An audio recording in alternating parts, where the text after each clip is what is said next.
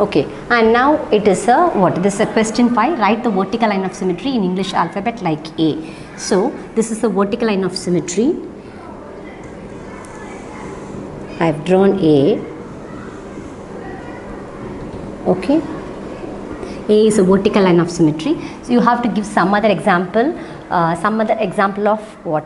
Vertical line symmetry in English alphabet. Okay. So write the vertical line of symmetry in English alphabet like A. So A is a vertical line of symmetry. You have to some more example of vertical line symmetry in English alphabet. Like A means I have given example, one example given in the question. So if we have to write some more examples of vertical line symmetry in English alphabet. H is a vertical line of symmetry and L is a vertical line of symmetry. M is a vertical line of symmetry. O is a vertical line of symmetry.